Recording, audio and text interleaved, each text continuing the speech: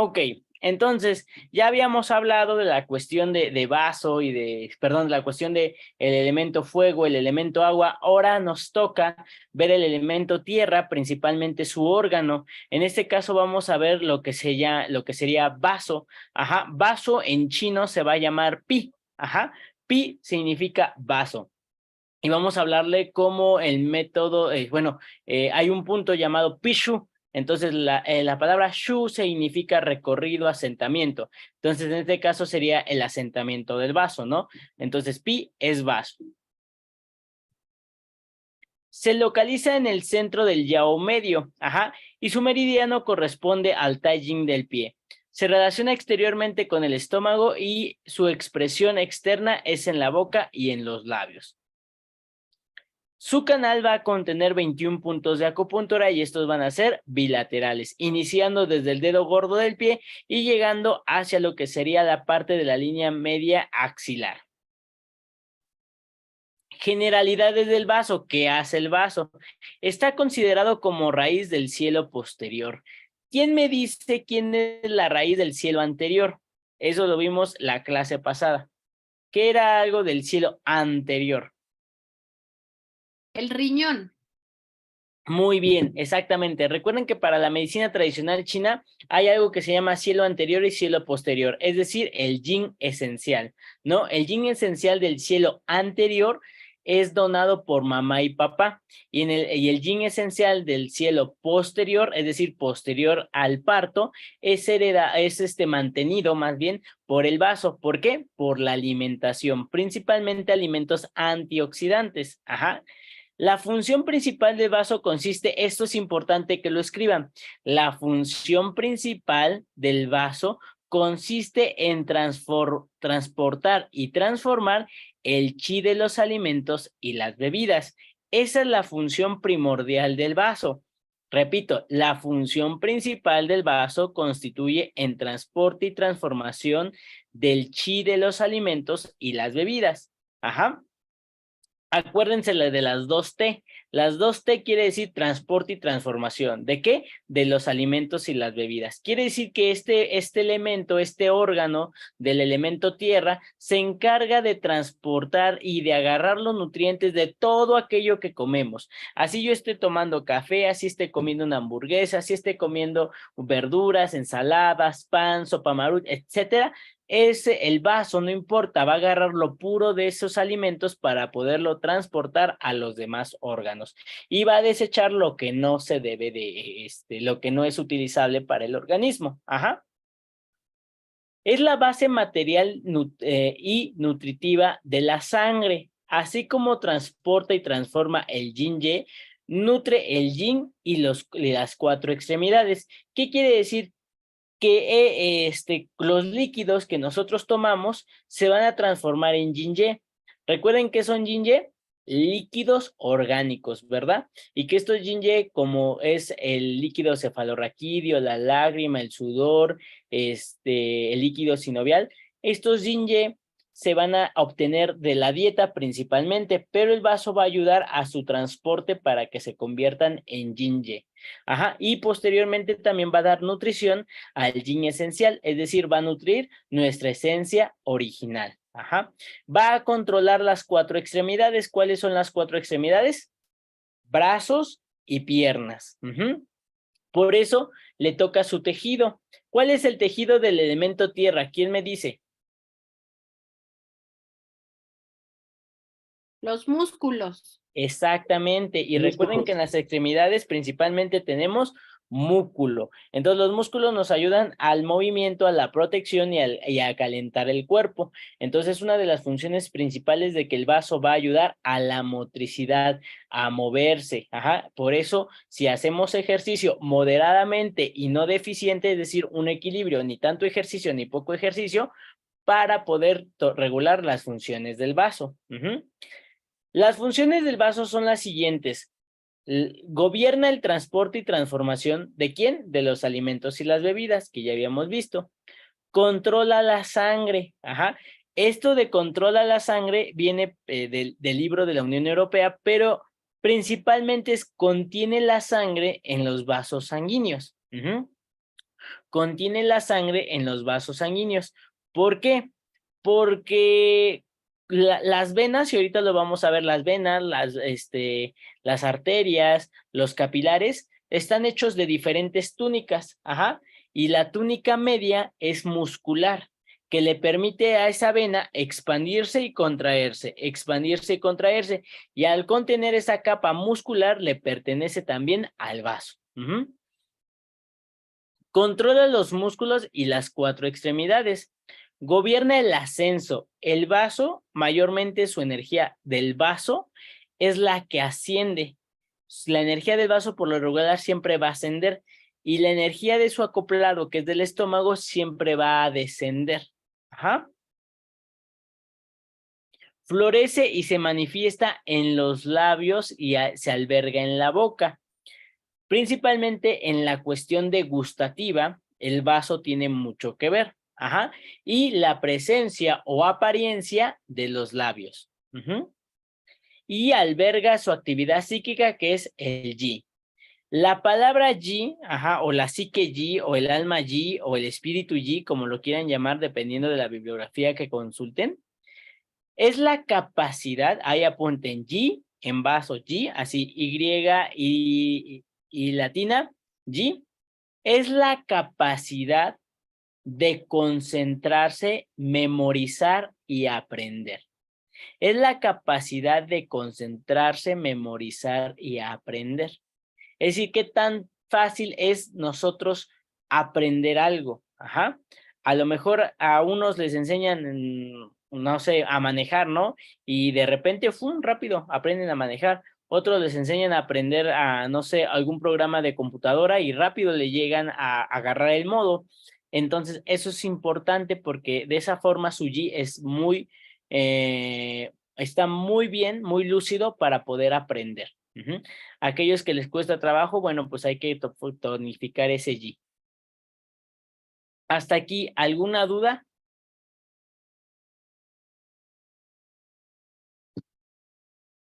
Israel. Sí, gracias, Doc. Y por ejemplo, cuando entiendo que si está en exceso la energía de vaso es cuando, por ejemplo, un obsesivo y eso.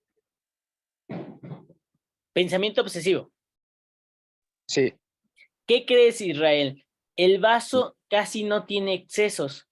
El pensamiento obsesivo y la preocupación más bien debilitan al vaso. Ajá. No es que lo genere él, sino que el pensamiento obsesivo del paciente o la preocupación genera deficiencia de su energía, algo que llamamos deficiencia de chi de vaso o deficiencia de yang de vaso. Entonces esa es la cuestión, no es de que él la crea, sino que esas dos pueden hacerlo deficiente. Entonces habría que tonificar vaso. Exactamente, sí. Ah, ok. Gracias. Va que va. ¿No, otra pregunta? Muy bien. Entonces, vamos a continuar. El vaso gobierna el transporte y la transformación, llamada también Yuan Huan. Ajá. El transporte y transformación de lo sólido está gobernado por el vaso y tiene como objetivo extraer los nutrientes para formar Qi, Xue y Yin Ye, y para nutrir el Yin esencial, para ser distribuido por todo el organismo. Entonces, el encargado de hacer el transporte de la cuestión digestiva en medicina tradicional china va a ser el vaso, con ayuda del estómago, del intestino grueso, del intestino delgado, etcétera, del hígado, etcétera. Pero quien dirige la orquesta en esta función de transporte y transformación va a ser el vaso. Entonces aquí hablamos de que la principal, así como lo vemos en medicina, lo principal de los alimentos es generar energía, que le llamamos ATP. Pues aquí en medicina tradicional china es igual. La finalidad es generar energía, que le llamamos Qi, nutrir la sangre, que le llamamos Xue, crear los Yin-Ye, que son los líquidos orgánicos, es decir, líquidos funcionales dentro de nuestro cuerpo, y nutrir la célula, que sería el Yin esencial. En este caso, pues generación de proteína, mitosis, etcétera, ¿no? Entonces, aquí, por ejemplo, dicen los chinos, mexicano, ser cliente del vaso. ¿Por qué? porque las alteraciones de de la alimentación, es decir, una mala alimentación, va a generar alteraciones a nivel del elemento tierra, alteraciones a nivel de músculo, alteraciones a nivel de de digestión, transporte y transformación, alteraciones a nivel de la nutrición de la sangre, alteraciones a nivel de la musculatura, y cuando hablamos de músculo, hablamos de todos los músculos que contenemos en el cuerpo, que son 3: músculo cardíaco, músculo esquelético o estriado y músculo liso visceral. Todos estos músculos nos ayudan a ciertas funciones y se van a ver alterados cuando haya una mala nutrición. Ahora, qué bueno que van a grabar esto porque es un poquito complicado esto, ¿va? ¿Cómo se hace el transporte y transformación de los alimentos? Primero, cuando ustedes toman algo, comen algo, va a entrar por la boca. Dominio del vaso. Dice los chinos que el sabor genuino principalmente de todos los alimentos es el que se va a transportar directamente al vaso. Por eso la disgeusia o la falta de sabor en la boca, es decir, por ejemplo, cuando esto del COVID, donde el paciente ya no tenía sabores, se llama disgeusia. Al perder el sabor de esto, genera que el vaso esté deficiente. Por eso siempre hay que tener los sabores genuinos. Entre más genuino sea, mucho mejor. Entre más procesado, más condimentado, peor para el vaso, ¿no? Entonces, los alimentos entran por la boca y llegan al palacio de los alimentos, que es el estómago. Los líquidos y los alimentos llegan al estómago. El estómago siempre dijimos que su energía, ¿hacia dónde va? Hacia abajo. Y el vaso va hacia arriba. Entonces el estómago, al ser víscera, tiene una función principal: separar. Las vísceras separan lo puro de lo impuro, o lo puro de lo turbio, como lo quieran llamar. Hay muchas bibliografías. El estómago separa lo más puro de los alimentos, minerales, nutrientes, vitaminas, etcétera, ¿no? Y este es transportado directamente hacia el vaso. Todo lo que es bueno, lo que es puro, es hacia el vaso. Recuerden que los órganos solamente agarran sustancias puras, mientras que las vísceras tienen que agarrar cosas que no son puras o que se tienen que volver a refinar o separar. Entonces manda todo lo puro al vaso y lo impuro lo va a mandar al intestino delgado. Ya que el vaso tiene todo lo puro de los alimentos, que después vamos a ver cómo se llama esa energía de los alimentos, lo va a ascender. Dijimos que la energía del vaso siempre va hacia arriba. Lo asciende hacia otro órgano y lo asciende hacia pulmón. Y el pulmón es el encargado de hacer otro proceso para unir esta energía de los alimentos con la energía del aire y generar otras energías que van a nutrir a los órganos, que eso lo vamos a ver después, cuáles son las energías. Entonces, lo importante de aquí es que el estómago recibe los alimentos y las bebidas, lo puro lo manda a vaso, vaso lo manda a pulmón y pulmón genera otras energías. Lo impuro desciende al intestino delgado y el intestino delgado tiene que hacer otra separación de lo puro y lo turbio y posteriormente la va a pasar al intestino grueso para desechar lo puro en forma de heces. Y ya después vamos a ver la vía de lo puro, que primero también hay que ver los líquidos, cómo se metabolizan. Eso lo vamos a ver más adelante. Hasta ahorita, para no abrumar de tanto proceso, nada más quédense que los alimentos llegan a estómago, estómago hace separación de lo puro y de lo turbio, lo puro lo manda a vaso, lo turbio lo manda a intestino delgado separa lo puro de lo turbio, lo puro lo manda a intestino grueso, lo turbio lo manda a intestino grueso, lo puro lo manda a vaso y vaso, ya obteniendo lo puro, lo manda a pulmón y ahí hay otro proceso, ¿no? De energías, ¿va? ¿Hasta ahí todo bien? ¿Nos podría decir el libro o ese esquema suyo? ¿Cómo no entendí, Israel? Que si nos puede recomendar el libro de ese esquema o el esquema es suyo, me refiero. No, el esquema es de la Unión Europea de Medicina Tradicional China. Esos libros pues los tiene la UNEVE. Okay. Pero si los quieren buscar, Es que yo tengo copias aquí, pero hay un libro que es rojito, que tiene un tonren enfrente, ajá, pero no viene explicado de esa forma, solamente viene escrito, no viene ningún esquema. De todos modos ya lo tienen, ya se los pasé con las diapositivas. Ok, gracias. Ujú. Va. Y pues aquí ya lo pueden repasar en los videos. Va. Ok. La función de transporte y transformación está realizada por los aspectos yang-chi, es decir, energía yang del vaso, que indirectamente requiere la asistencia del yang de riñón. En caso de debilidad de esta función aparecen alteraciones del apetito, digestión pesada, distensión abdominal, astenia, pesadez, edema o retención de líquidos, heces pastosas, borborismos y aerofagia. Ok, recordemos que el yang del riñón es el yang puro, ajá, y ese yang puro se lo presta al vaso. Si alguna vez hay deficiencia del yang de riñón, va a haber deficiencia del yang de vaso, esa es una ley. Por lo tanto, si a veces hay estos síntomas en el elemento tierra, como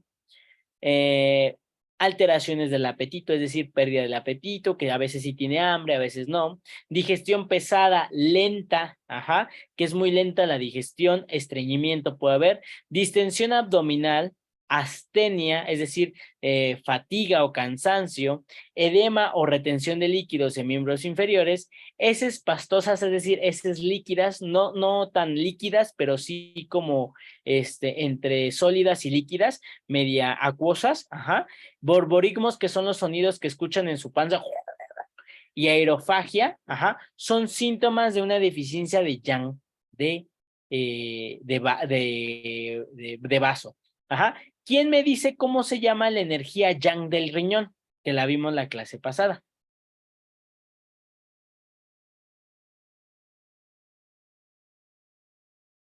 ¿Yin? No, yin es yi y es esencial. No, hay un yang que les puse una esquemita. Igual como Migmen. Migmen, exactamente, Migmen. Hay un punto que es el Dumai 4, que se encuentra en la espalda, ajá, que se llama Migmen, y cuando hay deficiencia de yang del vaso se moxa y quitan todos estos síntomas. Ujú. Entonces, muy importante, después vamos a ver síndromes cuando hay que moxar Migmen. Pero estos pacientes que tienen deficiencia de yang de vaso son tendentes a tomar alimentos calientes. Como falta yang, le gusta más el calor. Y cuando tienen distensión abdominal, se masajean o ponen una compresa caliente y mejora su distensión abdominal porque falta yang. Uh-huh. La debilidad de esta función de transporte y transformación puede causar que los alimentos y los líquidos queden estancados sin poder ser absorbidos y dar lugar a formación de una sustancia patológica que denominamos humedad. La humedad estanca y puede conducir a la formación de TAN, es decir, flema. ¿Qué es esto? Cuando yo creo que todos, y es por eso que aquí entra mucho el mexicano, cuando hay síntomas de una mala digestión, entre más se deje la digestión mala, va a generar posteriormente humedad. Recuerden que el clima que no le gusta a la tierra es la humedad. Cuando hablamos de humedad, hay dos tipos de humedad, y eso apúntenlo, hay dos tipos de humedad, una humedad interna y una humedad externa. La externa no la vamos a ver hoy, la externa hay una clase para él, pero la humedad interna sí. ¿Qué es la humedad interna? La humedad interna nos hace aludir a estas sustancias tóxicas o patológicas que vienen de los alimentos, ajá, y que se encuentran en la sangre. Por ejemplo, hablamos aquí de toxicidad cuando hay un aumento de ¿qué? De triglicéridos, que viene de la alimentación. Cuando hay un ambiente de colesterol en la sangre, que viene de la alimentación. Cuando viene un aumento de ácido úrico en la sangre por la alimentación. Cuando viene un aumento de calcio, una hipercalcinemia por la alimentación. Ajá. Cuando viene, por ejemplo, un aumento de glucosa, hiperglicemia, que viene de la alimentación. Entonces, la humedad interna la vamos a ver como sustancias nocivas o excesos por alteraciones de la alimentación, que principalmente se ven aumentadas en sangre. Ajá. Eso es la humedad, que posteriormente va a dar paso a otra patología o otra enfermedad del vaso que se llama TAN, ajá, que está aquí, TAN, que es flema. En este caso, estas sustancias que se encuentran en la sangre se solidifican y entonces generan cuerpos nuevos. Por ejemplo, el ácido úrico, que se llama, el aumento de ácido úrico en sangre, se llama hiperuricemia. Este aumento de ácido úrico, si no se baja, va a generar posteriormente a un cuerpo sólido que se llaman cristales de ácido úrico y que estos se van a depositar en articulaciones y generar tofos. Estos tofos se consideran flema, TAN, ajá, o el aumento de colesterol, perdón, el aumento de triglicéridos, que se llama hipertrigliceridemia, que se van a formar ateromas, que son capas de grasa que se encuentran cubriendo el haz de luz del vaso, y eso se considera flema. Ajá. O el aumento de hiperglicemia, que va a generar toxicidad a nivel de la piel y va a generar un engrosamiento de la piel y oscurimiento de la piel que ya es notable, ya no solamente se ve en la sangre, sino que ya se forma algo sólido y genera acantosis nigricans, que es predisponente a diabetes, si no es que ya es diabético el paciente. ¿Me entienden con esto que es humedad y qué es flema? Maestro, una duda. Los cristales que menciona serían como lo que es lo que nosotros conocemos como gota. Así es gota. Los tofos son la gota. Ok, gracias. ¿Alguien más iba a preguntar algo? En este caso, entonces, se dispersa, ¿no? En los puntos de vaso. En los puntos de humedad y flema se dispersa. Pero esto no va a cambiar si no cambian el origen del problema. Los hábitos alimenticios. El problema, los hábitos alimenticios y el sedentarismo. Así es. Entonces, un paciente... Mande. ¿Hay sudoración en ese caso, Doc? No, ¿quién tiene la sudoración? ¿De quién es el sudor? De corazón. Exactamente. De corazón. Puede ser que un paciente sude, que tenga gota y sude, sí, pero el sudor es más de un síndrome de corazón y la gota es más síndrome de vaso. Quiere decir que un paciente nunca va a tener solamente un solo síndrome o solamente un solo elemento enfermo, sino que recuerden que como son 5 elementos y cada uno depende de uno, va a generar diferentes alteraciones. Lo importante es checar cuál es el que se desequilibró primero para que después de paso a equilibrar todos los demás. ¿Sí me entiendes, Enrique? Doctor, y eso de saber cuál empezó primero a estar mal, ¿sí es con la sintomatología? Es con la anamnesis, el interrogatorio. ¿Qué fue primero, la diarrea o el dolor de rodillas? ¿Qué fue primero, el lupus o la indigestión o los problemas digestivos? Okay. Entonces ahí vamos a ir viendo y vamos a ir quitando paja. Profesor. ¿Qué pasó, Francisco?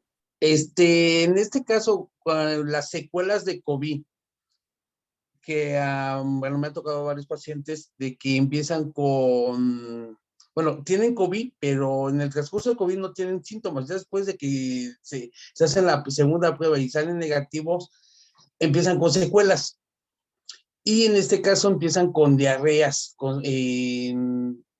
intermitentes, no seguidas, de una semana a otra, y son acuosas. Entonces tenemos que empezar a cambiar o modificar la alimentación de estas personas y ver el por qué, o sea, están mal nutriéndose porque tienen humedad y tienen flemas a la vez.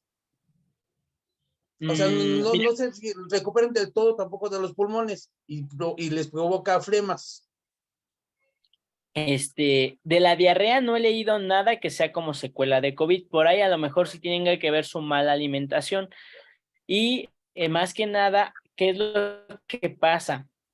Llega a pasar, a lo mejor me imagino, no sé si sea el caso de todos los pacientes, que algunos médicos y algunos tratamientos que dieron infinidad de antibióticos, y al dar a infinidad de antibióticos, la microbiota o las bacterias que se encuentran a nivel del sistema digestivo son muy importantes. Sin embargo, también son eliminadas con lo que sería parte de los antibióticos. Por eso, después de cada tratamiento antibiótico, hay que recomendar una buena dieta y recomendar probióticos o prebióticos, también están estos. Ajá, entonces, hacer otra vez la población bacteriana, que es muy importante a nivel del sistema digestivo.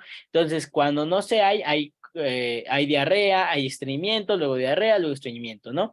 Entonces, aquí pues sí falta nutrir el vaso, hay que hacer cambios de alimentación, aunque no haya un cambio, te puedo decir que con acupuntura, en las secuelas de COVID les va excelente a los pacientes, ¿eh? Les ponemos otra cosa también para que sea mucho más rápido, como es el ozono, pero a nivel de los síntomas, por ejemplo, tos, disgeusia todavía, falta de olor, sí generamos buenos resultados con con La acupuntura. acupuntura. Ujú. Ok, gracias. Sí. Yasmara. Bueno, disculpe, quisiera, bueno, esto de la humedad y la flema, ¿es debido a humedad seca, más bien interna o externa? ¿O es No. de ambas? Estamos hablando de una humedad interna nada más, generada por el vaso. La humedad interna la genera solamente el vaso. Ajá, la humedad externa es fuera del cuerpo y esa la genera otro microorganismo. Ok. Va que va. Y bueno, otra duda. Estaba viendo sobre la dominancia que ejerce el vaso, las dominancias que tiene y las deficiencias. Más bien, es riñón, el elemento agua y el elemento madera. Entonces, cuando hay una deficiencia, usted mencionó que había un yang deficiente, porque ese es el yang principal. Cuando hay una deficiencia del metal de agua, afecta obviamente a riñones, afecta directamente a vaso, y también cuando hay esa deficiencia, se hace como un trío y también hay un problema con vesícula biliar, hígado. Sí, se puede tomar así. No todas las vías son iguales. O sea, como tú me lo dices, sí se puede tomar así, pero puede generar otros cambios, ¿eh? Sí. Ajá, bueno, Ahora, y estaba pensando en cuanto humedad y flema, ¿podría ser también vesícula biliar algunos cálculos biliares y tiliaces? es que la humedad se genera en vaso, pero se puede ir a todas partes. Ajá. Tanto puede invadir al pulmón, como puede invadir al hígado, como puede invadir a la vesícula biliar, como puede invadir al riñón, como puede invadir al corazón y como puede invadir al pulmón. La humedad es muy corriosa y generar flema entre cada uno de estas. Si la humedad se va para pulmón, va a generar esputos muy pegajosos. ¿Qué son los esputos? Son expectoraciones acuosas amarillentas, o sea, son lo que cuando hay tos y hay flema, sacamos, esos son esputos. Cuando hay alguien, digamos, que tenga gripe, tome leche, y la flema va a ser más pegajosa y más de difícil expectoración. Ajá, así leche sola, porque la leche genera flema, y entonces ahí el vaso se la manda al pulmón. Si la humedad se manda a hígado, va a generar esteatosis hepática, lo que conocemos vulgarmente como hígado graso. Y entonces la humedad invade al hígado. Si la humedad se va, perdón, la flema invade al hígado. Si la humedad se va a vesícula biliar, posteriormente va a generar flema en vesícula biliar y va a generar, después del lodo, va a generar cálculos biliares. Si la humedad se va a riñón y genera primero cristales de ácido úrico o cristales de calcio, posteriormente va a generar cálculos renales como flema. Ajá. Si se va a pulmón, en la piel, que es tejido de pulmón, va a generar principalmente pues lipomas, ajá, que es acumulación de grasa. Entonces la flema se puede ir para todas partes de los elementos. principalmente que hay que tratar, qué elemento hay que tratar para quitar flema, aunque esté en el pulmón, aunque esté en el riñón, aunque esté, ¿qué elemento hay que tratar?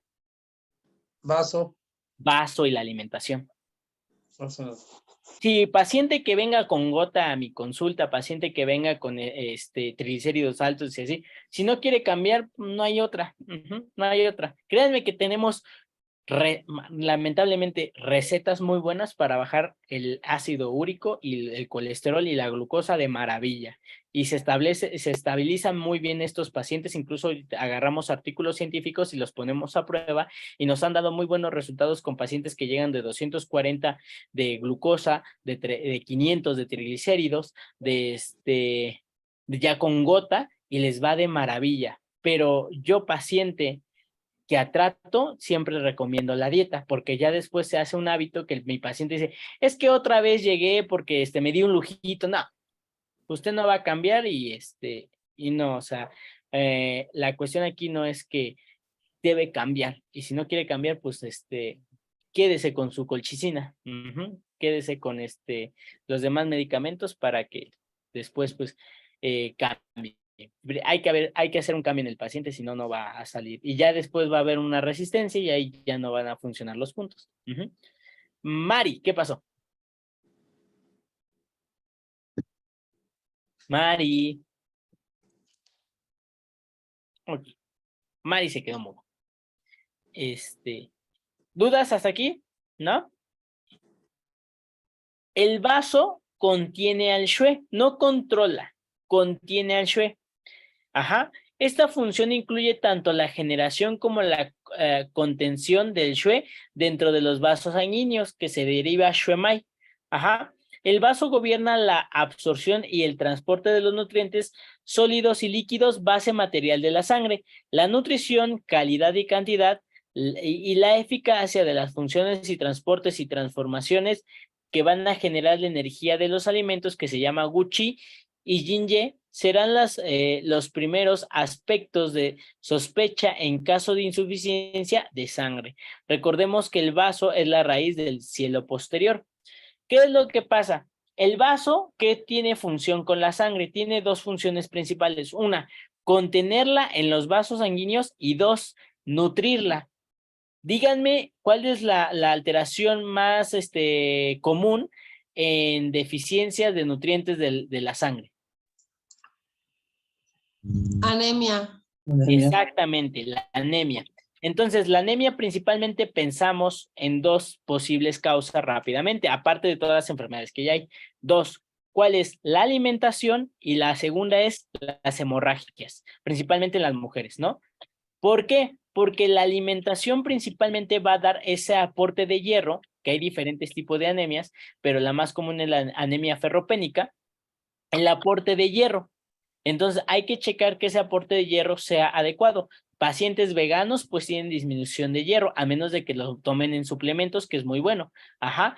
Pacientes que hayan tenido, por ejemplo, banda gástrica, globo o balón de esto que ayuda para bajar de peso, pueden generar disminución de la vitamina B12, que se recapta también, y la vitamina B12 también genera anemias. El ácido fólico, disminución del ácido fólico, genera anemias. Por eso cuando hay anemia, a veces en lugar mandan ácido fólico, mandan hierro, mandan vitamina B12 y vitamina C, ya que ayuda a fijar el hierro, para que sea mucho más rápido la cuestión de la hemoglobina. Entonces, hablando de aquí de que el vaso nutre la sangre, hablamos de la nutrición, que es la alimentación principal. Ajá, y que contiene los vasos, la sangre en los vasos sanguíneos. Esto quiere decir que si el paciente con tantito que se pegue ya tiene hematomas, que es ruptura de vasos sanguíneos, ¿qué son los hematomas? Los moretones. Cuando se pega y ya tiene moretones, entonces quiere decir que el paciente tiene una deficiencia de la energía de vaso, o que tiene constantes hemorragias, deficiencia de vaso. Ajá. La bilirrubina, Doc, rompe vasos, rompe lo que son los glóbulos rojos. ¿La Desnutra bilirrubina? sangre. Ajá, cuando tienes bilirrubina elevada, directa, rompe a los glóbulos rojos. Eso también hace que su alimentación de la sangre sea débil. No, la bilirrubina no rompe los vasos sanguíneos. De hecho, en la Los vida glóbulos. de un eritrocito termina en la bilirrubina. Ajá, se termina ahí. Al final y al cabo va a ser bilis. La bilirrubina, cuando hay aumentos, se va en sangre. Se va en sangre y no destruye vasos sanguíneos. Se elimina la bilirrubina por la orina. Por ejemplo, en los casos de hepatitis o daño hepático, cuando el paciente se pone ictérico, amarillito, es porque hay hiperbilirrubidemia. Esta hiperbilirrubidemia se va en los vasos sanguíneos, no se encuentra en la vesícula biliar, sino que se expande en los vasos sanguíneos y por eso da esa coloración amarilla, principalmente en los ojos y en las encías, que son más fáciles de notar. Pero ya cuando hay un exceso muy, muy fuerte, se ve en toda la piel. Como no se puede eliminar por las heces como debería de ser, se va por la orina y entonces la orina sale en un color más turbio, como un color ámbar o ya llegando a Coca-Cola. Entonces ahí esa es la cuestión, pero la bilis no llega a afectar los vasos sanguíneos, ¿eh? No, los eritrocitos. Sí, por eso la hepatitis tiene 2 síntomas principales: orina color oscura o Coca-Cola y heces blancas, ya que como no están la bilis a nivel de heces, al no estar la bilis que le da el color café oscuro o claro, pues entonces salen blancas. Entonces, para las hepatitis, cualquier tipo de hepatitis, da orina oscura y heces blancas, pero por la bilis. Y hay que checar transaminasas. Vale.